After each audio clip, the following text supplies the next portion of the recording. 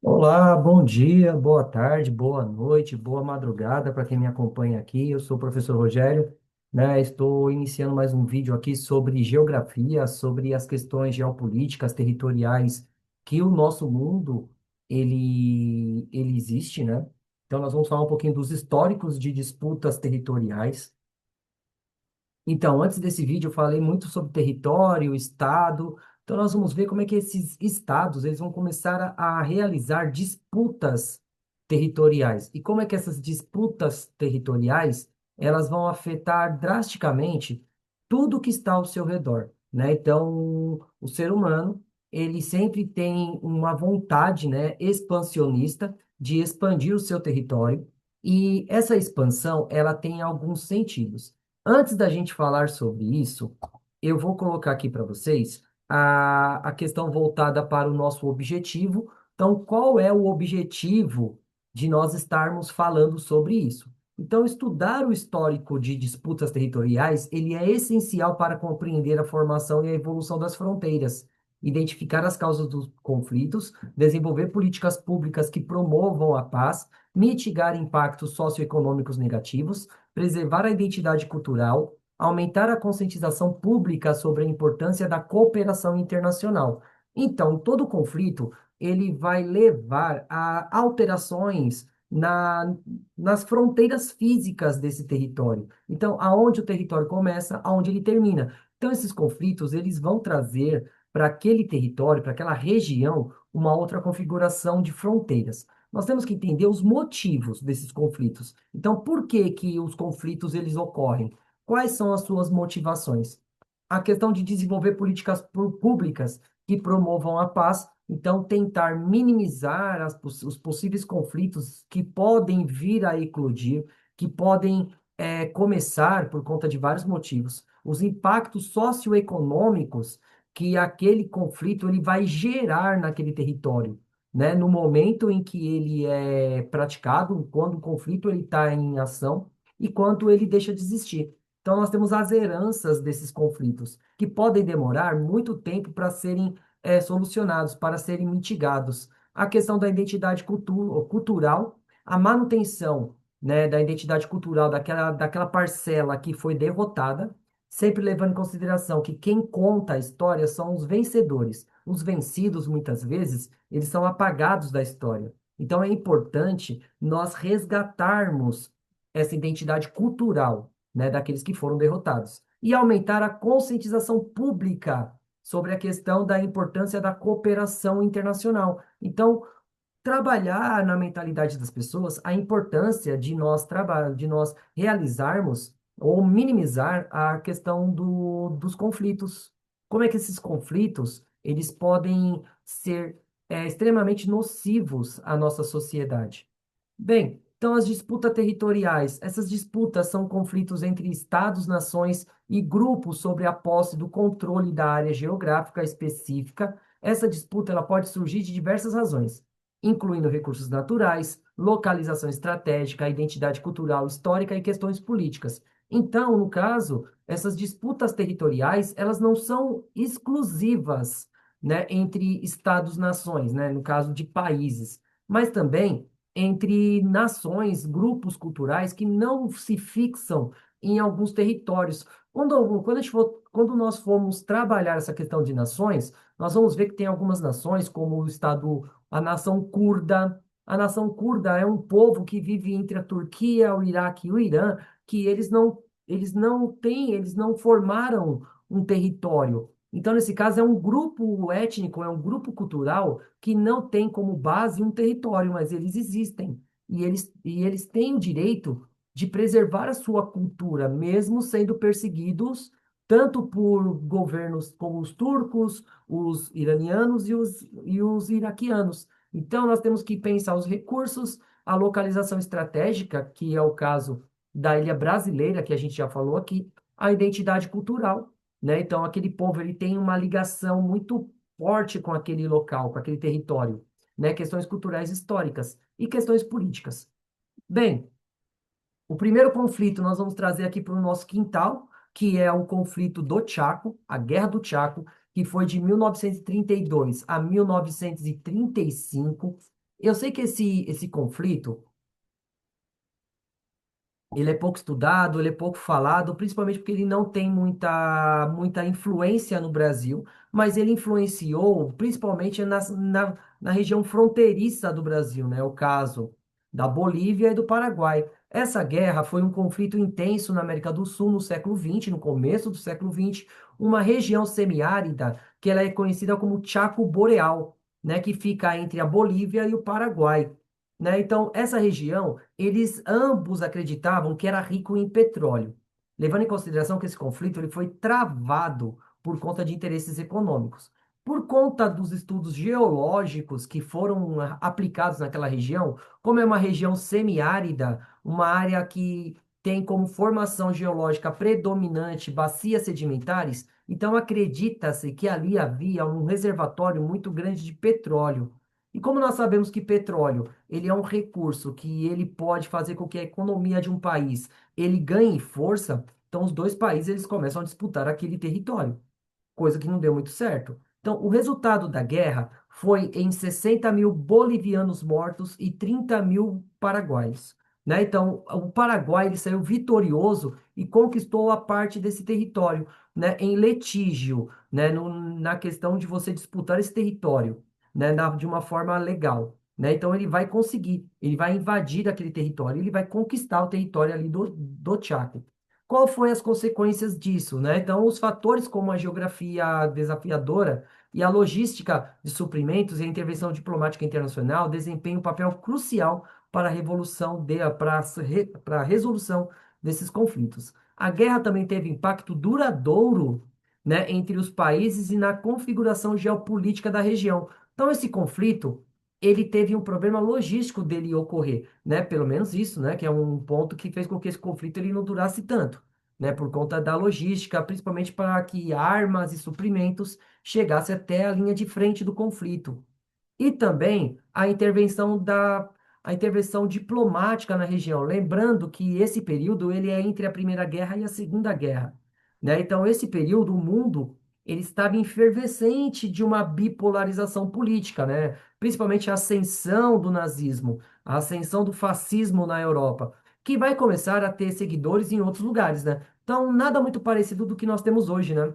Levando em consideração nessa bipolarização. Então esse conflito ele teve impacto duradouro na geopolítica entre Paraguai e Bolívia, né? Porque esse conflito ele gerou uma certa rusga, uma certa mágoa entre esses dois estados. E isso, né, vai comprometer a diplomacia entre esses países até muito tempo, até pontos recentes, né? Ainda existe uma disputa, né, uma discussão sobre a região del Chaco.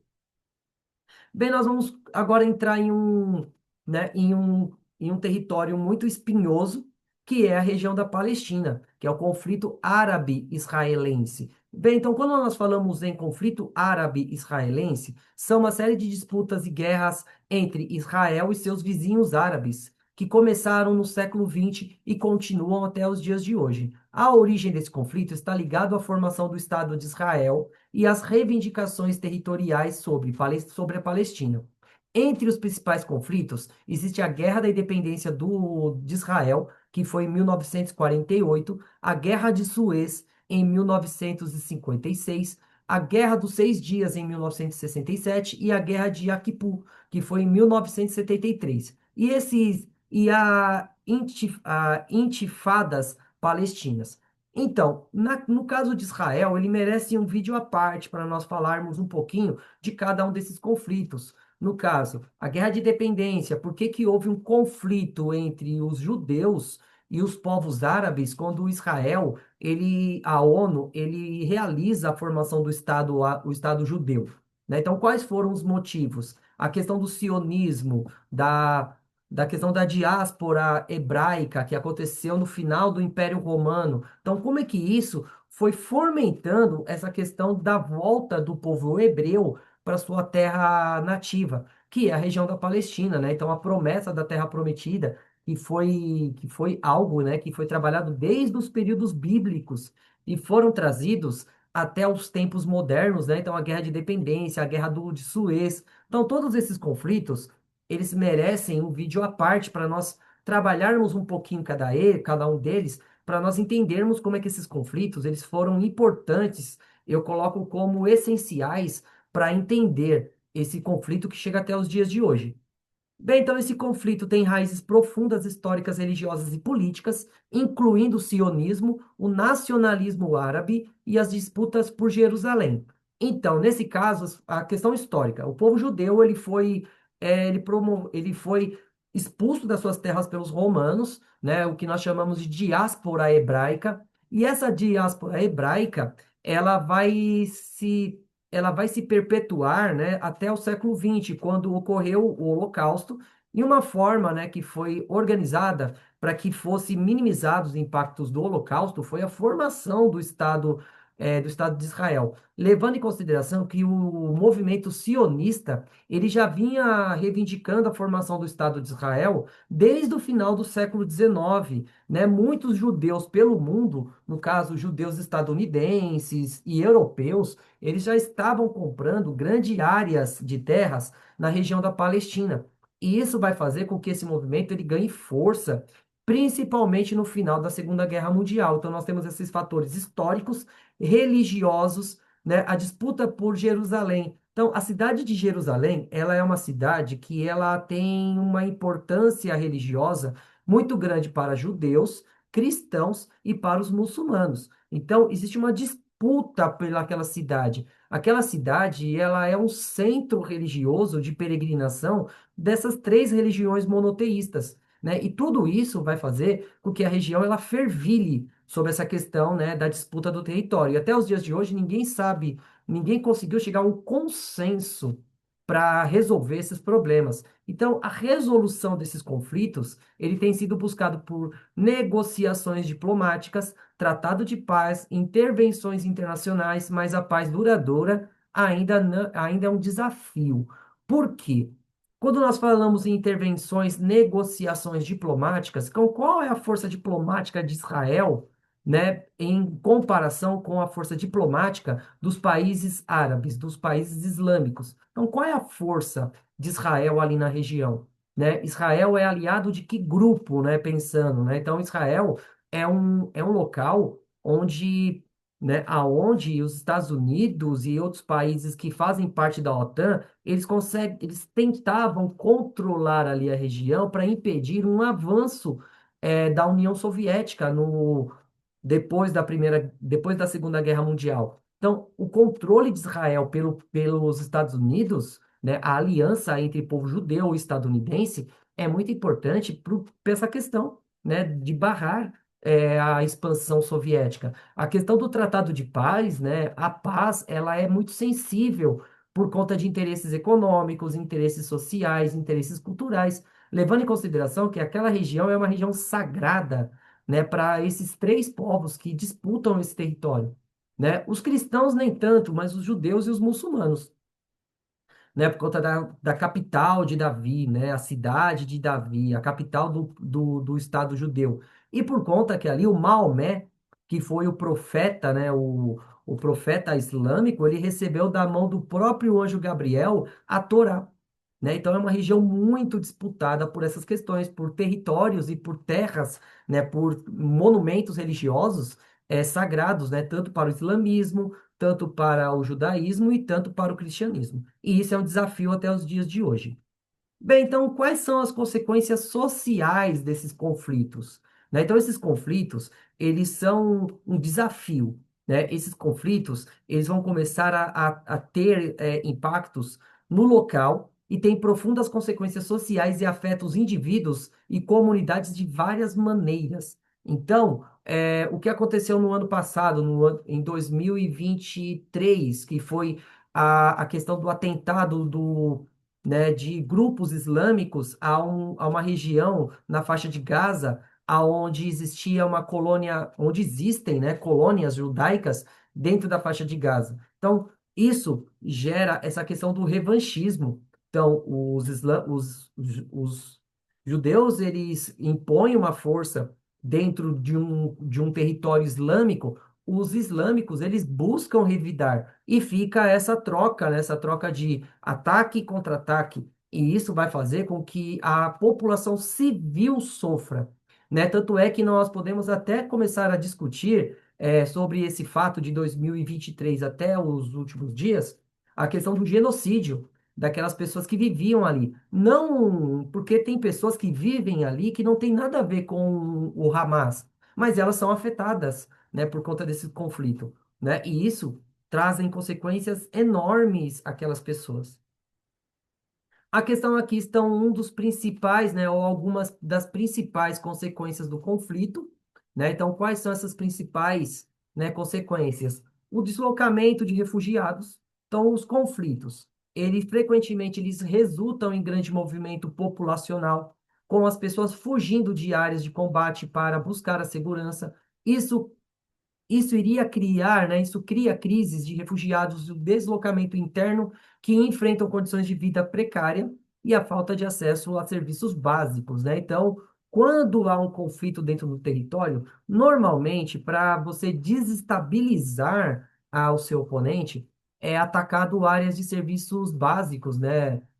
Subestações de energia, áreas de tratamento de água, hospitais, né? Se colocam que perto do hospital sempre tem uma base terrorista, né? Ou militar, né? Daquele inimigo que está sendo combatido. Então sempre existe uma motivação para o ataque naquela região. E tudo isso vai levar ao quê? A fuga da população, né? Então nós temos vários exemplos. A questão do povo islâmico que está fugindo da região ali da faixa de Gaza. Nós temos principalmente as guerras civis no norte da África e na África subsaariana, que provoca a migração forçada dessas pessoas para locais como a Europa, como o Brasil, e isso, né, vai gerar mais problemas, principalmente para o deslocamento dessas pessoas. Essas pessoas começam a sofrer com a xenofobia, da onde eles chegam, e tudo isso, né, por conta desses conflitos.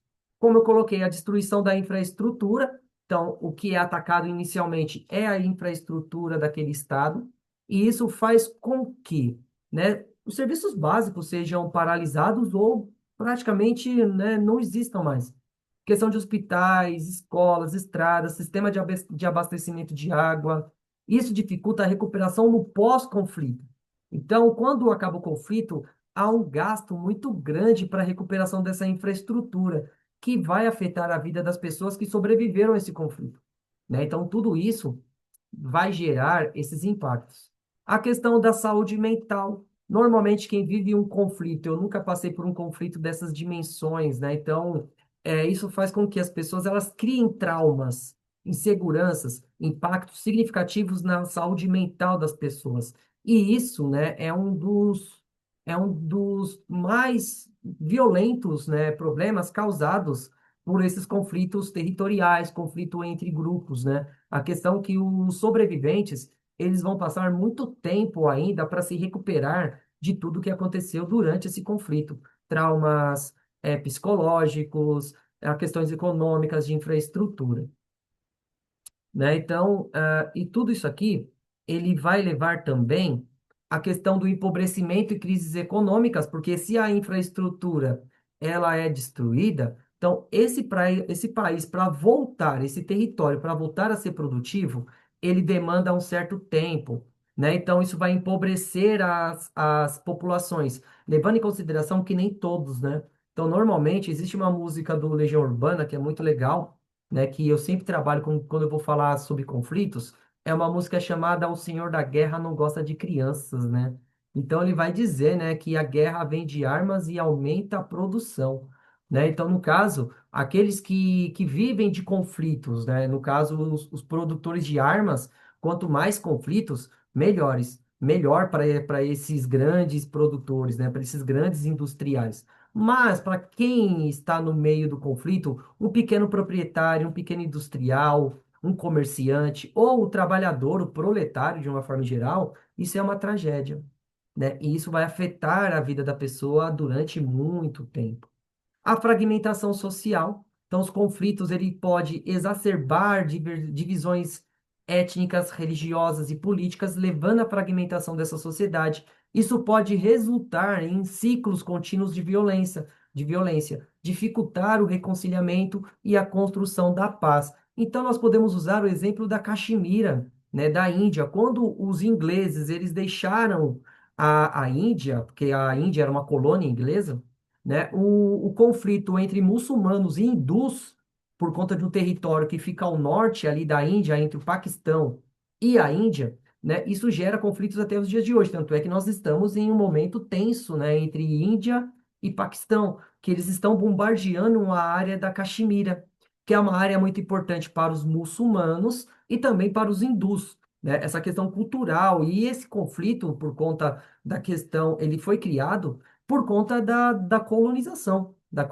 inglesa, né? Nós também temos a questão dos Tutsi, dos Hutus, ali em Ruanda, né, que é uma disputa étnica entre esses dois grupos que acabou numa guerra civil, que foi um massacre dos Tutsis, e isso, né, muitas vezes o conflito, quando as grandes potências abandonam o território que estava sendo disputado, o que resta é toda essa herança maldita, né, que é os conflitos por conta dessas etnias. E é difícil reconstruir a paz, o diálogo, né? Se nós pensarmos que hoje nós estamos em uma eminência de uma guerra atômica entre Paquistão e Índia, porque os dois países eles têm, né? Eles construíram armas termonucleares e tudo isso, né? É um perigo para todos, né? Não só para quem vive ali na região, mas para toda a escalada da violência, né? Então a Índia ataca o Paquistão ataca a Índia. Quem são os aliados desses dois países?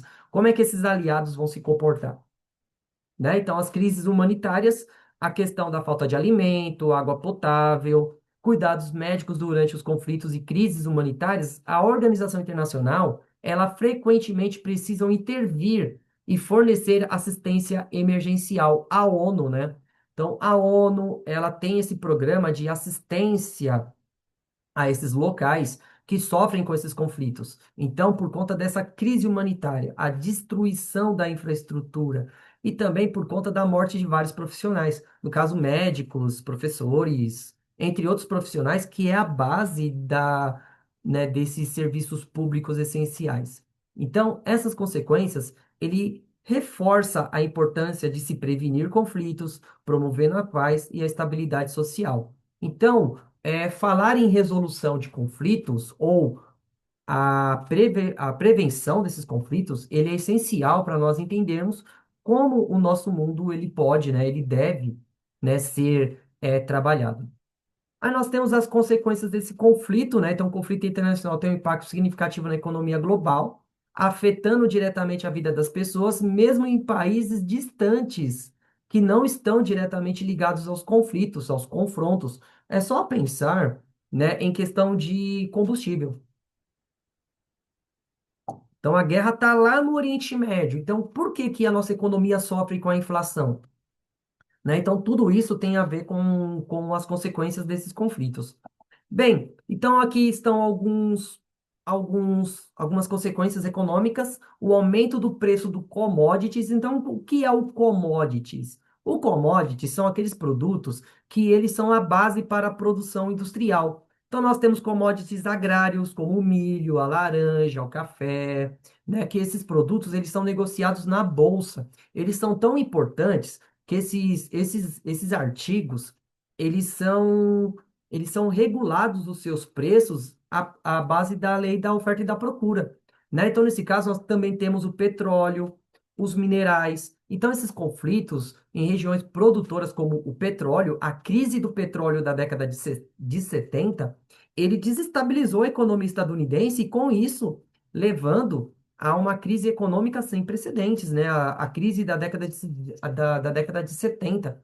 Isso fez com que os Estados Unidos eles deixassem de investir dinheiros e aliados como o Brasil, né? E isso desestabilizou o governo militar, né? Paralisou o milagre econômico, que era uma das bandeiras do governo militar. Em outros exemplos, né, que é o caso, né, que nós estamos falando também desse contexto, né? Então, a partir do ano de 2000, né, a década assim, o início do nosso século, ele foi marcado pelo atentado do 11 de setembro, a invasão dos Estados Unidos ao Iraque, e isso vai elevar o preço do petróleo. Hoje nós temos o Irã. O Irã é um país que ele concentra uma das maiores fontes produtivas de petróleo do mundo. Então, desde 2024, quando o Irã ele declara guerra a Israel, né, no caso uma guerra não direta, mas e aquela questão da ameaças, tanto é que o Israel ataca Irã e o Irã ataca Israel de uma forma, né, onde há o direito à retaliação. Então, tudo isso faz com que o preço do petróleo aumente. Por quê? Qual é o maior medo, né? Do mercado, que é essa força invisível que controla a economia e os interesses políticos, é exatamente a falta desse produto no mercado. Então, se há um risco de que esse produto ele suma, o preço dele sobe, porque as pessoas começam a buscar esse produto, causando a inflação em outros produtos, como os commodities agrários, os commodities minerais, porque tudo que é produzido no mundo a fonte energética, ainda a fonte energética mais usada no mundo é a fonte petrolífera. Então, se o petróleo ficar mais caro, tudo fica mais caro. Isso é essencial para qualquer tipo né, de economia. A questão da destruição de infraestruturas, que nós já falamos aqui, a questão de que tudo é destruído, também a estrutura produtiva, a indústria, as estradas, que faz o escoamento, o transporte desses produtos também são afetados, e tudo isso vai respingar na economia do país. A fuga de investimento estrangeiro, então, normalmente, quando há um conflito em um território, não vem capital estrangeiro para dentro desse país. Nós podemos falar hoje da Ucrânia. A Ucrânia hoje ela está fragilizada economicamente, porque é um local onde as empresas estrangeiras elas não têm segurança de investir o seu dinheiro, porque eles estão em guerra, estão sendo atacados pela Rússia. E tudo isso influencia na fuga de investimento, né, por conta desse conflito. E investimento internacional, hoje, quando nós falamos em questão de investimento internacional, a maior parte dos estados, dos países, eles não conseguem investir o seu próprio capital para melhorar a infraestrutura. Então, normalmente, essa infraestrutura, ela é trabalhada a partir de parcerias entre o público e o privado, que faz com que essas infraestruturas, elas sejam também afetadas pela fuga, né, desses investimentos. Aí nós temos os custos militares elevados. Os estados, eles investem muito em gastos militares, em tecnologia militar, tanto é que os Estados Unidos, ele investe muito mais em desenvolvimento de armas do que na ciência para descobrir outras coisas, né? A ciência medicinal, a ciência espacial, né? Que hoje com a questão de busca de novos elementos, né? Nós estamos em uma revolução, né, energética, nós precisamos ter outros investimentos. É muito mais vantajoso para as indústrias bélicas receberem, né, mais incentivos, mais investimentos do que há outras áreas, né? Levando em consideração que os Estados Unidos existem muito lobbies, né? O lobby porque lá as empresas elas podem financiar a campanha de um deputado, de um senador. E esse senador e esse deputado, ele vai de uma certa forma ou de outra manipular os votos, né, dos congressistas. Não quer dizer que isso não exista aqui no Brasil também, né? Levando em consideração que no Brasil nós temos várias bancadas, né? Bancadas que vão ter o financiamento ou a representatividade de alguns setores da nossa economia, né? A bancada do agro, a bancada da bala, a bancada de vários setores da nossa economia, que vai, né, afetar esses recursos também, né? E principalmente levando você diminuir o investimento em saúde, educação, que são serviços essenciais para a população, que muitas vezes é deixado de lado para investir em outro. Bem, os impactos comerciais globais, que também é importante, a interrupção de rotas comerciais afeta o fornecimento e bens e serviços. Isso pode levar à escassez de produtos e ao aumento do preço em nível global. No caso, o canal de Suez. O canal de Suez é um canal que liga o extremo leste, né, da Europa, né, ali onde está Israel, o Mar Mediterrâneo, nós temos o Mar Egeu, e ali nós temos uma região ali no Mar Egeu que está banhando, né, algumas regiões que vai chegar ali no norte da África. E o canal do Suez, ele é um canal que liga o Mediterrâneo ao Mar Vermelho. Então, ele economiza um tempo muito grande de navegação. E nesse caso, houve guerras, né? Houve atentados a embarcações, né? No final do ano de 2023, começo do ano de 2024, sobre a questão, né, da faixa de Gaza, aonde os muçulmanos, os islâmicos, na bandeira da Jihad, né? A Jihad é a guerra santa dos muçulmanos. Então, nesse caso, os povos islâmicos do norte da África vão começar a buscar, a paralisar o canal de Suez, atacando aquele local. E isso, de uma certa forma ou de outra, vai paralisar o comércio em alguns momentos. Teve um acidente também no canal de Suez, onde um navio muito grande, o canal de Suez, ele está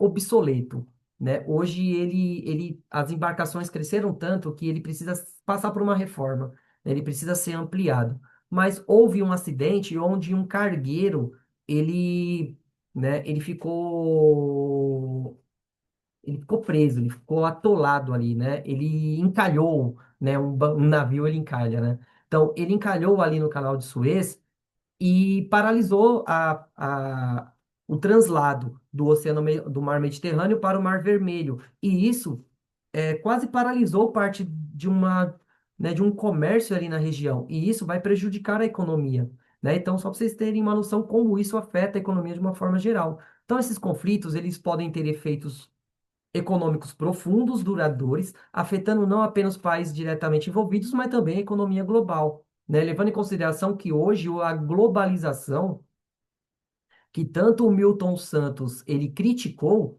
ele faz com que a gente seja dependente, né? Dependente de vários produtos que são produzidos em outros locais, né? A tecnologia, né? No caso, o Brasil é um país que vende muito commodities, mas nós somos muito dependentes de tecnologia. Isso faz com que um conflito em nível local, ele pode afetar a circulação dessa tecnologia e isso vai afetar o nosso dia a dia, né? O seu computador, o seu celular, tudo isso vem dessas consequências. Bem, então agora a gente vai falar um pouquinho sobre a sua opinião. Então agora é com você. Então, quais são as principais razões e quais os conflitos territoriais que surgem? Então, por que que esses conflitos eles surgem? Deixa aqui no comentário, né, para mim saber mais ou menos o que vocês estão pensando. Como é que esses conflitos eles surgem? Como é que eles vão influenciar no dia a dia? Como os conflitos territoriais eles podem impactar na economia global? Então, como é que esses conflitos eles vão afetar toda a dinâmica da economia global e como isso vai afetar no nosso dia a dia? Como a geografia e os recursos naturais, né? Então, como a geografia e os recursos naturais influenciam os conflitos territoriais?